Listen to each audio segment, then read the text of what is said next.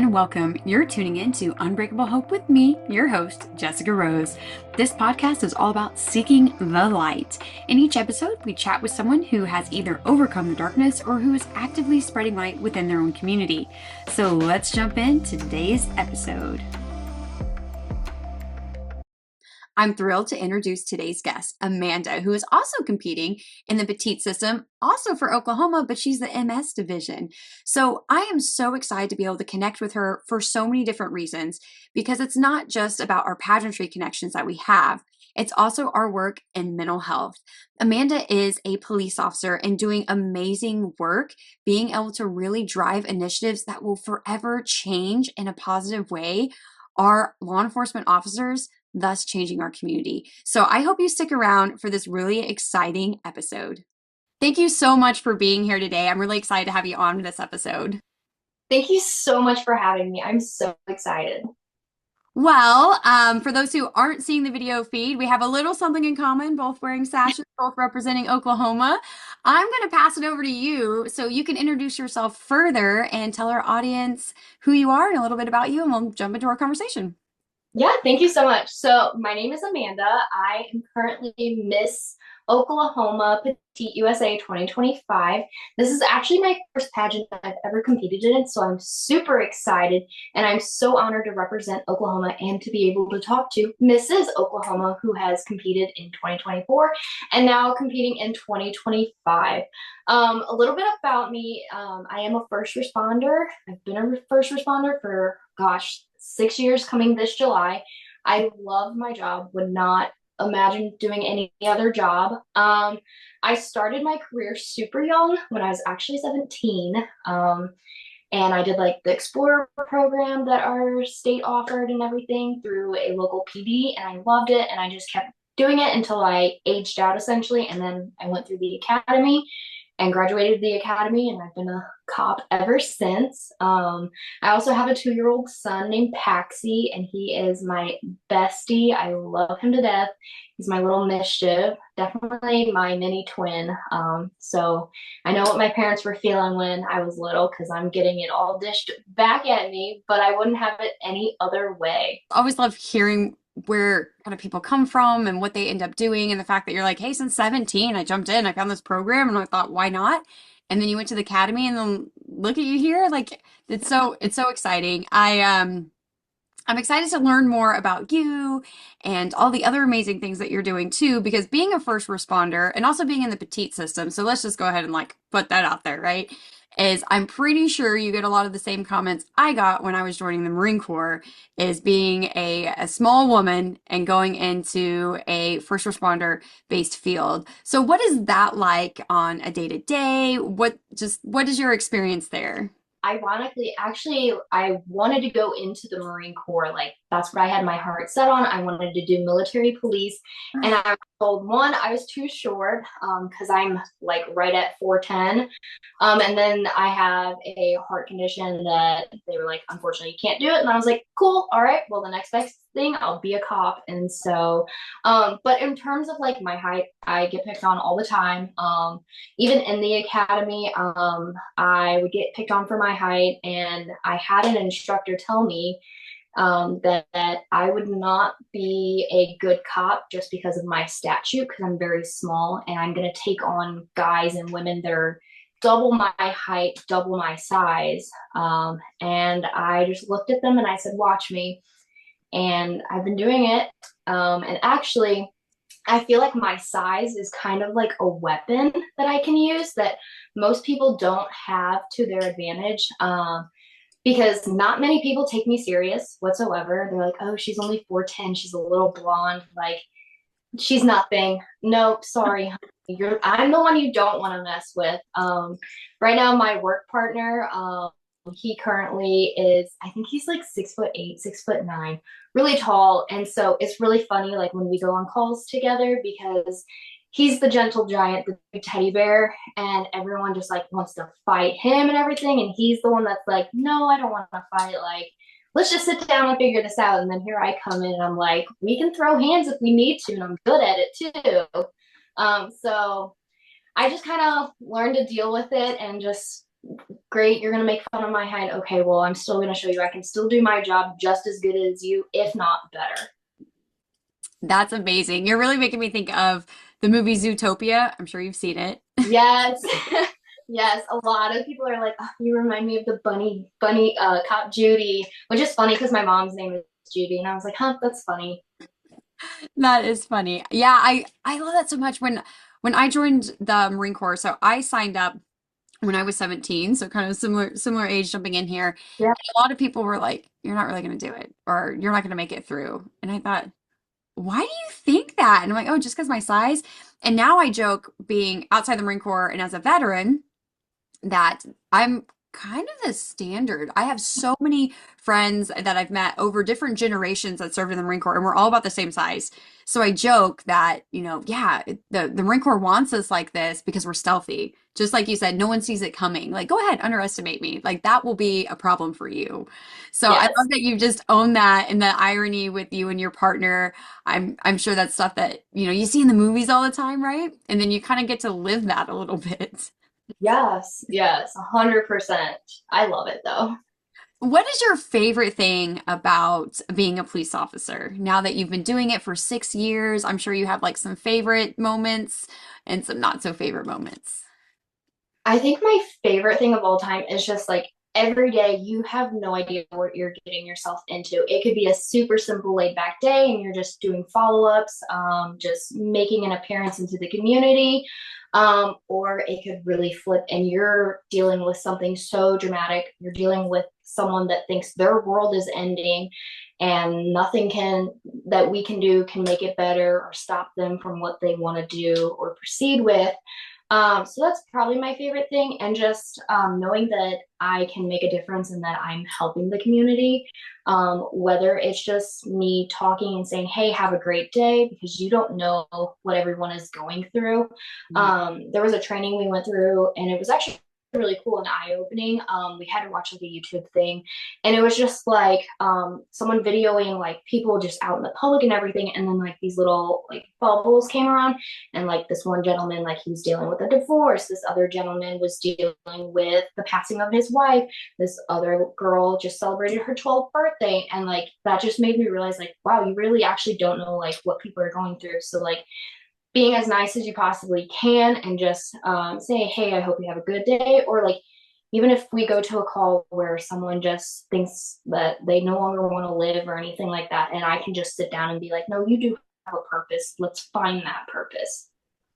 And that ties into a lot of what you've been working on and doing, and you're being able to use this pageant to elevate that platform in the mental health space for first responders. You have that true like community love and understanding. So I'd love for you to dive in a little bit more about how you really kind of got started with your platform and what you're able to do with it now. Yeah. So starting as a police officer very young, you don't really think about the calls you're going to go on to. I know in my career, like 3 months into being a police officer, there was a double homicide that happened and everything. And just like seeing all the officers work endlessly, tirelessly, trying to get through it. And it was a pretty gruesome scene and everything. Um, but then almost like they just had to switch and go back to their next day, their next shift, as if nothing happened. And to me, there were certain parts of it where like I was like, man, that kind of like is different. That's eye opening for a 21-year-old having to deal with it. Like this is my career that I'm going into. Um, and so just realizing that like there's a lot of calls that we deal with that are traumatic in a way to the brain that we don't actually realize it because we're always told to put a bold face on. We wear the shield of armor and we just move on and go on to the next call and just pretend it was like nothing else, which in reality, we seriously need to think and be like processing what we just went through because it's healthier for the brain that you process something versus just throwing it in a file and closing that file because eventually that file is going to get bigger and bigger and bigger until you clear out all those bad files, just like a computer.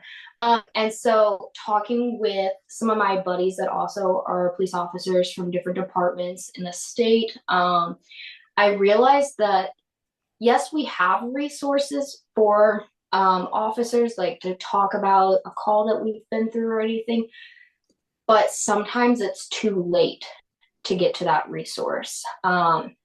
And my goal with my platform, which is called My 12, because we're always told to watch our six. So if you think of like your body and that the front of you is a 12, behind of you is 6 o'clock.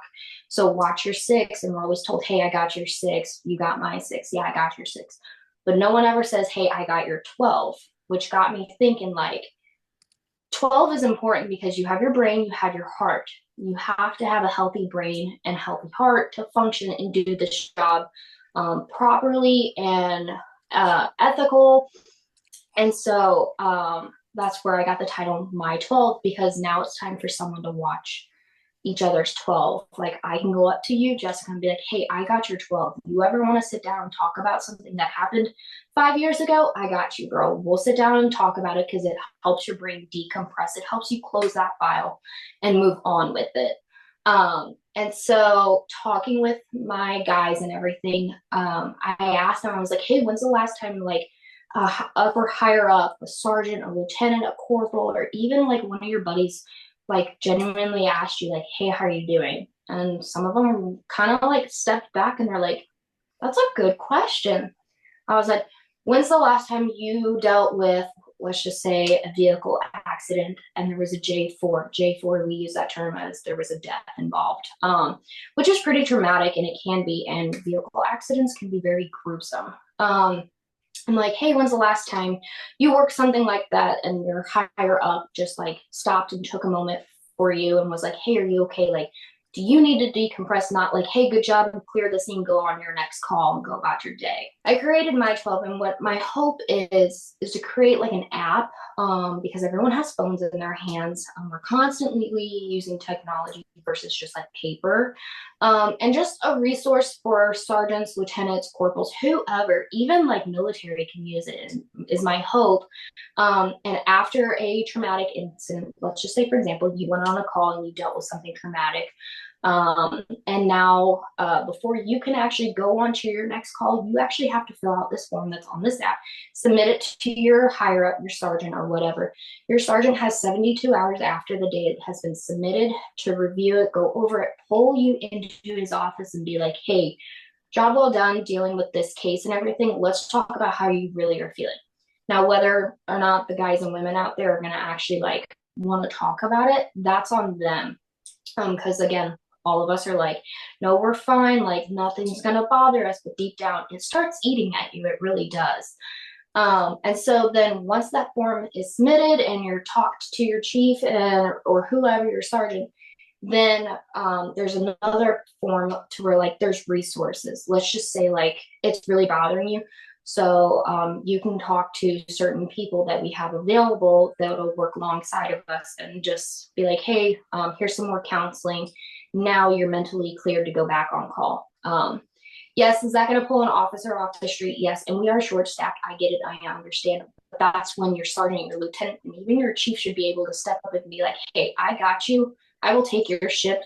That way you can have a day of bereavement and you can get the counseling you need to better yourself and be better for the department. When you told me that your platform was Got Your 12, I like instantly knew where you're going with that. And I just think it's so cool.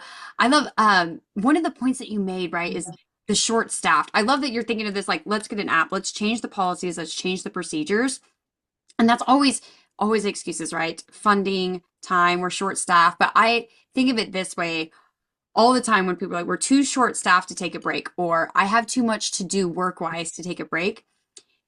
Okay, well, let's keep that person to a point where they're overwhelmed, they're maxed out, they're mentally drained, their brain is not able to respond in an effective neurological manner.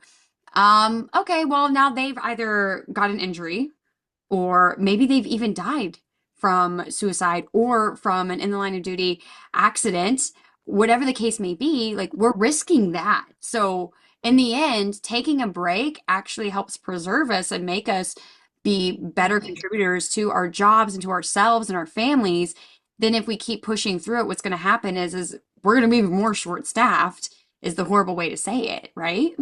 Yeah, I always think of like myself and like my officers as like a rubber band. Okay. No matter if you pull that rubber band 150 times back to back to back to back, eventually elasticity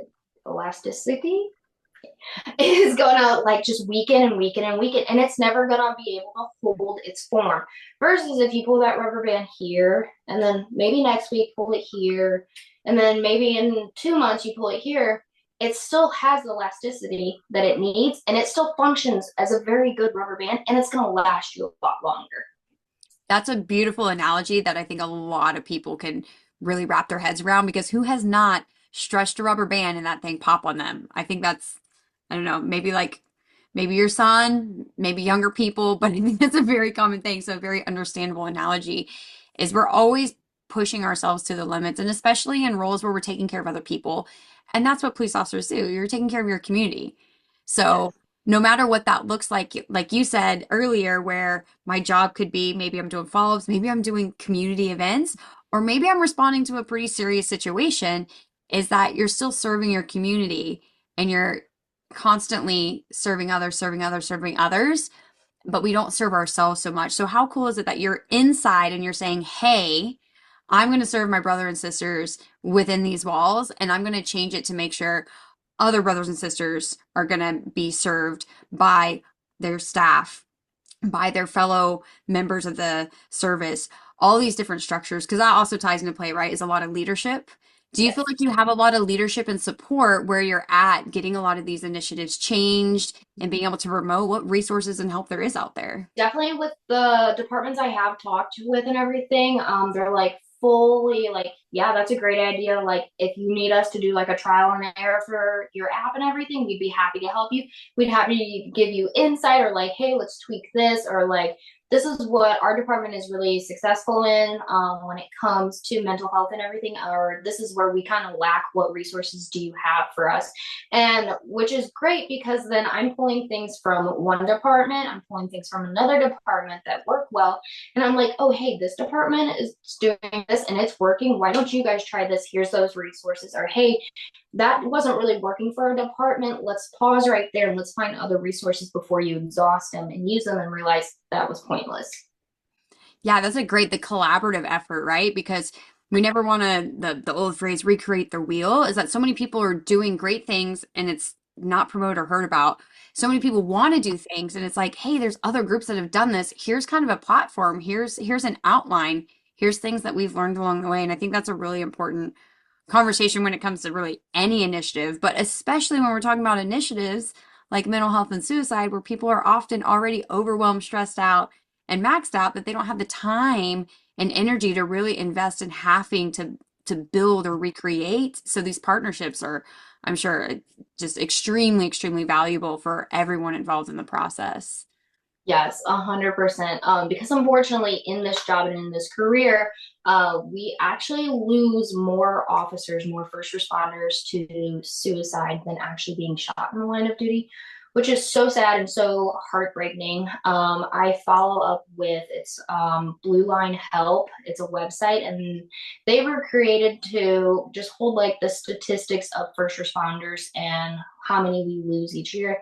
And we're in 2025 and we're what, 4 months in. And I think the last time I checked, we already have at least like 20 suicides throughout the entire US, which is, some people would be like, oh, that's really not that much, but that's still 20 too many. That's 20 we could have prevented. I was scrolling through Instagram the other day, and I don't remember the department off the top of my head, but they had 4 officers that they lost to suicide back to back to back within like, I believe it was 2 weeks, 3 weeks time, which was heartbreaking. Yeah, that goes back to like what we're saying is we're already short staffed. Like you really got to invest in each other and take the time to take rest, which is hard in first responder roles. I always use the comparisons like as a first responder, you're kind of on this pedestal. I actually interviewed a friend of mine. She is EMS, and Yeah. she was talking about having to call. She's like, calling 911. I am 911. Yes. So you're Yeah. almost like you're on this, and I don't mean this like in a bad way, but like on this pedestal, like you're the person people look to for help and support. that we really need to work on changing the narrative on you have to be at your best to continue to support your community by supporting yourself. So what does that look like by supporting yourself and getting these resources and taking this rest to be able to fulfill the job that you've set out to do? Yes, I agree 100%. Yeah, because a lot, even me, I like forget that I'm human. I'm like, yes, I have the superpower of being a cop and holding up the law and everything and helping others and saving the day or whatever. But in the end, I'm like, dang, I still am like a human. I still have feelings, or like when people call me POSs and everything, whatever, cool. That's the nicest thing you ever said to me all day. Good job. But in the end, I'm like, I'm still human. Like, treat me like I'm still human. And even with like any higher ups, like your sergeants and lieutenants should treat anybody with the utmost respect. And that's just by like checking in and making sure you're good and everything. That's one of the talks that I offer is be a human leader because we do forget the human aspect of life. And sometimes we get so tied up and so focused on the mission, we forget to take care of those who are actually helping us complete the mission. So Yes. I'm so excited that you're such an impactful voice for this. What really drove you to that career fair? What made you lean in and say, you know what, I really want to be a police officer? I grew up in Russia. I'm actually from the Russian Federation. I lived in an orphanage for the first almost like my 3 years of my first 3 years of my life. And my parents were like my biological parents were not great. Drugs, alcohol, you name it, they did it. Obviously, they weren't fit parents because they put me in an orphanage. And I was in a very like poor orphanage. So like we didn't have food really, we didn't have clothes. Like I shared a crib with other kids and everything. And I suffered a lot of like RAD, reactive attachment disorder. I suffered a lot of like I can do it myself because I grew up the first 3 years of no one helping me and me defending myself. So I had the mindset of like I don't need help in this world. I'll do it myself. I'll figure it out. But like in reality, 6 year old cannot do it by themselves, cannot figure it out. So I had to learn that. And I struggled in my childhood accepting that fact with my adoptive parents and everything.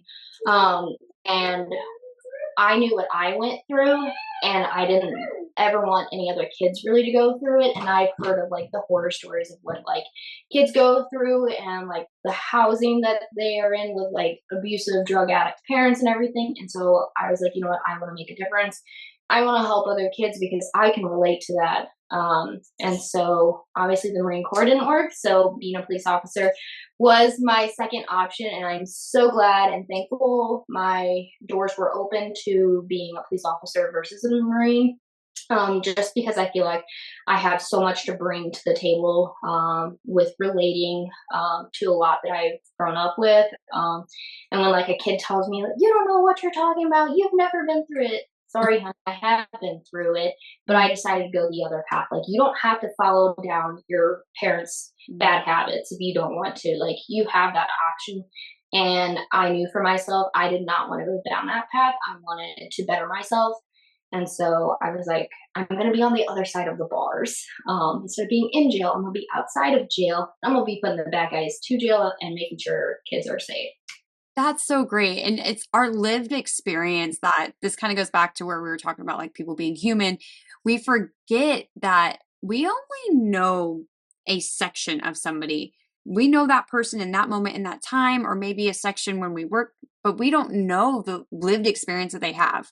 We've all gone through stuff. And that's the big purpose behind my podcast, Unbreakable Hope, is we've all been through heavy things in life and we've come out the other side, right? We're making these community impacts because in some aspects, right? Like we go through horrible things and we don't want other people to go through that. So we want to be that community change, or we've witnessed it amongst other people and said, I don't want other people to have to suffer. How can I help? How can I be a change?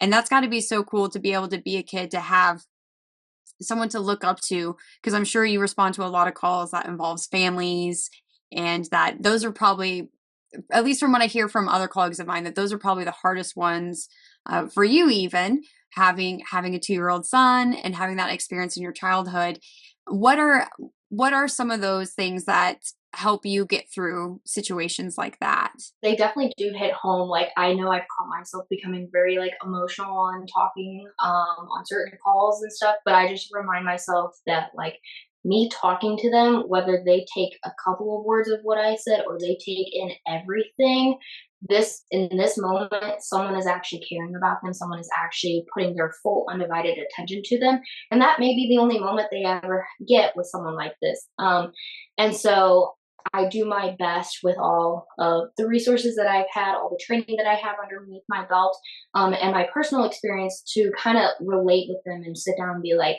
I've been in your shoes. I know it sucks right now.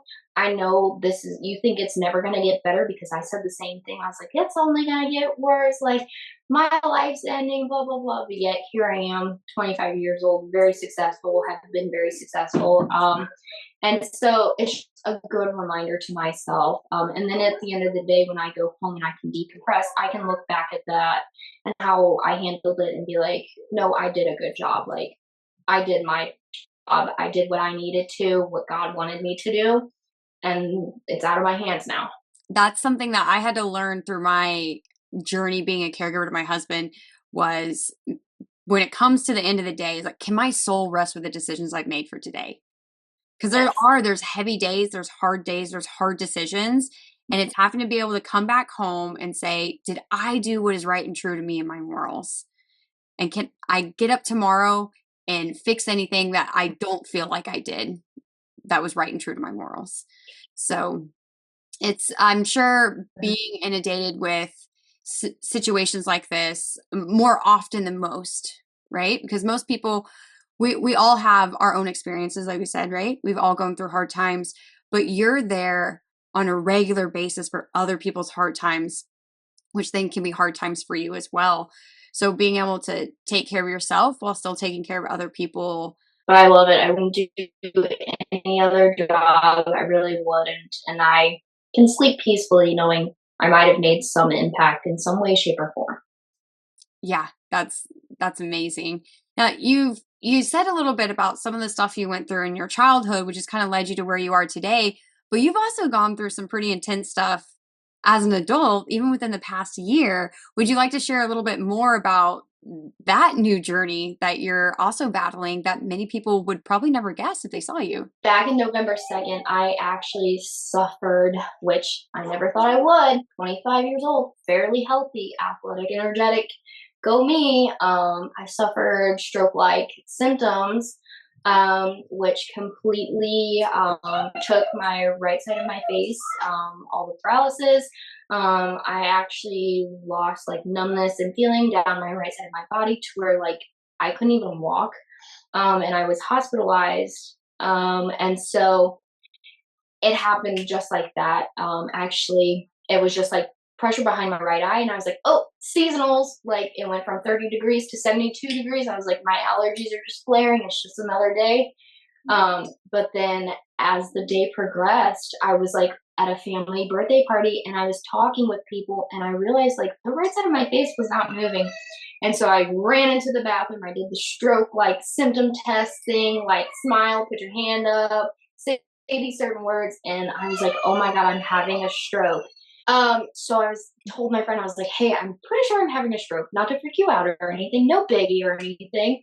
But I know as a first responder, and being in like the medical field a little bit, that a stroke is very serious and the sooner you act on it, the better and less, um, whatchamacallit, reactions or like long-term effects you'll have on it, the better.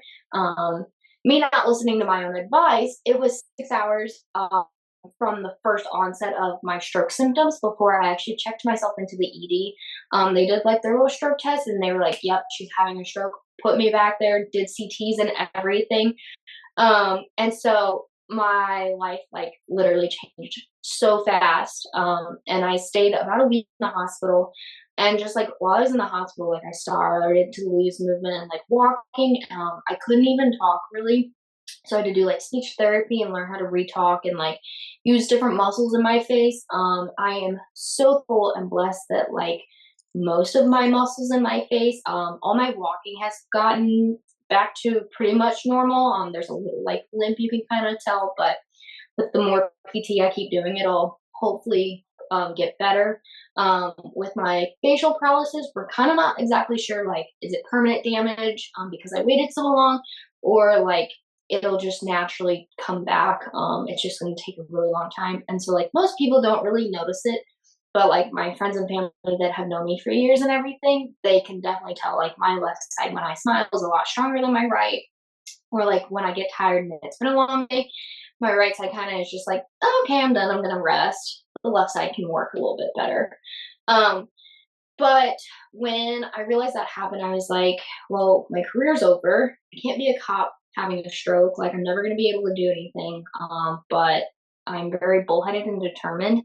And so I was like, nope, I'm gonna relearn to walk. I'm gonna relearn to talk. Like I'm gonna hate every minute of PT and therapy, but I know in the end, like I'll be thankful that I did. Um, and when I had this stroke, I also found out that I was Miss Oklahoma. And so I was super excited for that, but at the same time, I was like, there's no way I can fill my duties as Miss Oklahoma with someone who has a stroke, someone who has right side facial paralysis. Like, no one's gonna want to see that in front of the camera. But my friends and family were very supportive, and they were like, "You have never turned down an achievement, a goal. Like, what's gonna make you stop now just because you had a miniature setback?" And I was like, you know what, you're right. So doing this PT and therapy, hopefully it's going to help me to where I can strut my stuff on that stage in 6-inch heels, God forbid. And so I'm just so thankful I continued to progress and do my Miss Oklahoma because I have a story to tell, and it goes back to like you can do anything you put your mind to, and you're gonna have setbacks in life, but like don't let them determine what you plan on doing for the future. Whether you have a disability or not, you can still fulfill anything you wish to do. I'm still fully capable of doing my platform. Thank God it's all pretty much online computer stuff. So I'm just glad I decided to keep going with this, even though there were times I was like, maybe I should step down and give it to a girl that really could excel in this better than I can right now with where I'm standing and everything. Well, I'm so glad you didn't because that's how we met. And when you shared online, I was like, this girl, this is going to be a girl that I'm going to want to connect with and get to know more because we have so many similarities in like the work that we do and our interests and everything, and how cool to find even more that you're looking at going into the Marine Corps. And it's really great to connect. And I think that you're right. You have a platform, you have a story, and fighting to say no. I'm going to fight for my life. I'm going to fight and get better so I can still be a police officer. I'm going to fight and I'm going to put on those 6-inch heels and I'm going to strut across the stage. So I'm so excited. I can't wait for all that to happen. So with the pageantiness, what are you looking forward to the most when it comes to competition time in Chicago this year? I'm just excited for like the opportunity and just like seeing all the girls come together as one because yes, we come from different backgrounds and everything and we have different platforms, but in the end we're all trying to make a difference in the world, which is super cool. And let alone we're all below 5'6". So we're just a bunch of little powerful women that are ready to take on the stage. And I think I'm more super excited about like the state costume because I'm like, not to spill the tea or anything, but I'm so stoked for my costume that I'm actually making myself.